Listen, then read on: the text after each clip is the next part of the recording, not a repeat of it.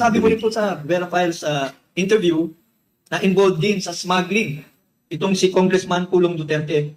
Pakidetali nga po ito. Ginawa po niya akong frontman sa smuggling activity sa Port of Davao nung siya ang Vice Mayor. So pumayag ako and then kinausap ko si Customs Collector Attorney Bangkoy, Attorney Edward Liboco, ang assistant, and then yung chief ng assessment na si Attorney Valdez. In fact, every week nag-deliver ako ng pira sa kanila. To si Attorney Bangkoy as collector, 2 to 3 million per week yan. And then yung si Edward Liboco, 1 to 2 million per week. Depende yan sa arrival ng mga container van ni Paulo Duterte. Nagwe-withdraw po kami ni Mark Suico ng pera every Friday po ito sa 3 bangko. Number 1, BDO. Number 2, is Swiss Bank. And number 3, Mindanao Network Bank. Ito po ang role ko.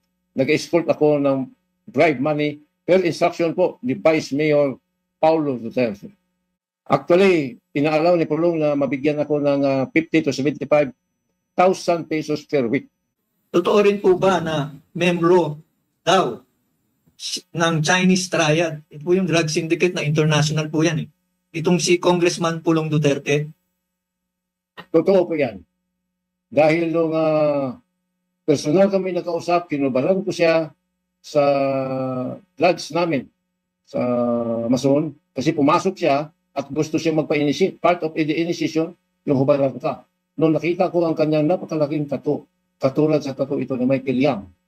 Then tinanong ko sa kanya bakit siya nagpatato. Sabi niya, bro, ako ay honorary member ng Samgor Triad Group.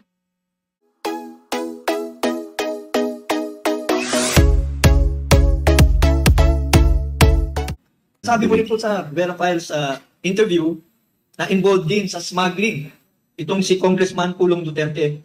Pakidetali nga po ito. Ginawa po niya akong frontman sa smuggling activity sa Port of Davao nung siya ang Vice Mayor. So pumayag ako and then kinausap ko si Customs Collector Attorney Bangkoy, Attorney Edward Liboco, ang assistant, and then yung chief ng assessment na si Attorney Valdez.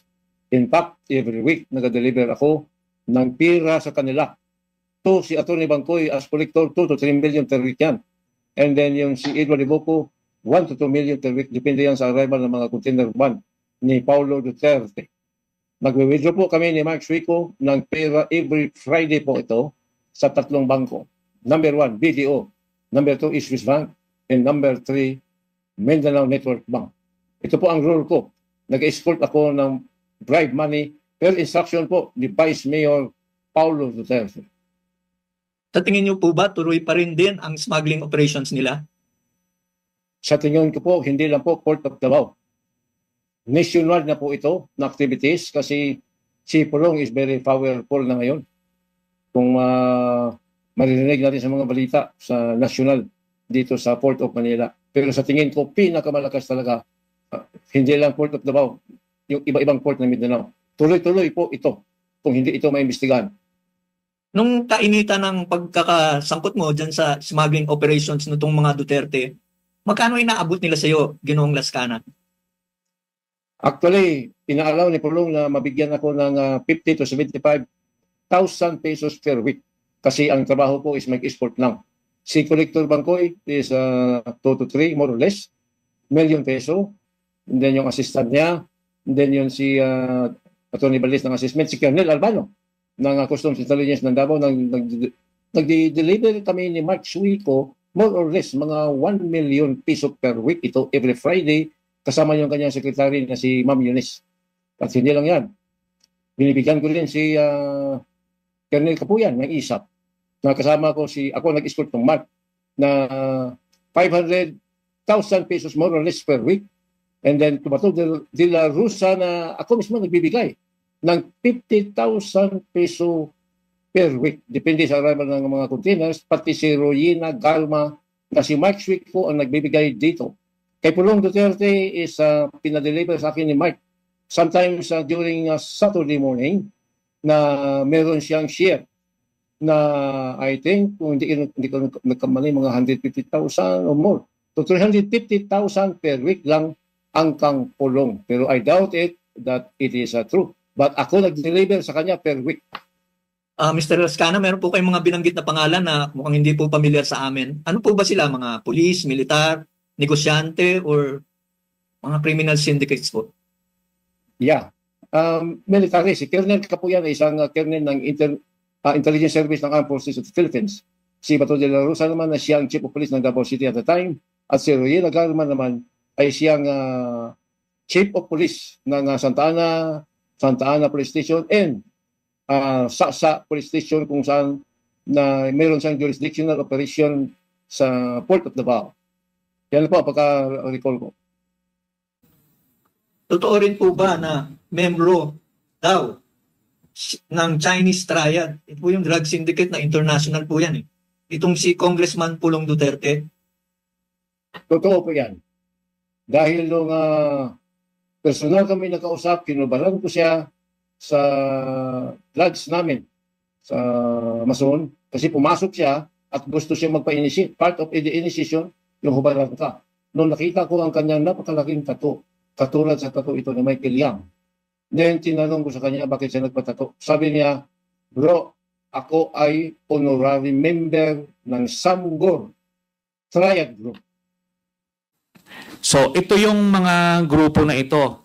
Itong si Pulong Duterte at itong si Small Abellera, ito yung kanyang bagman, no? I think andito siya. Siya yung councilor ng Davao. Tapos, next, ando doon si Charlie Tan. So, sila yung magkakagrupo. Yan, Manscarpio. Next. So, ito, dito nyo makikita kung gaano ano sila, ka-privileged nung panahon na yun. You don't just do that, or you cannot just do that kung ordinaryo ka. So, next. So, itong si Kenneth Dong, ito yung facilitator ng 6.4 billion peso shabu shipment na na-convict, ano? Tapos itong si Paulo Duterte, tapos yung isa doon sa taas, yan si Charlie Tan. So ano to? Magbabarkada itong mga ito. Next. Ayan, Charlie Tan and Pulong, Duterte, ayan. Okay? So travel buddies talaga sila. Next. Ayun. Sige, next.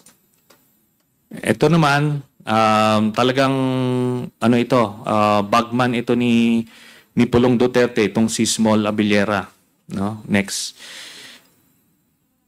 So, sinama ko sila dun sa 6.4 billion peso shabu smuggling kasi ang ginawa ni Duterte at ng kanyang DOJ ay tinanggal yung mga big players ng kanilang sindikato para hindi sila makasuhan. Next. So, yan yon. Next. Okay. Next.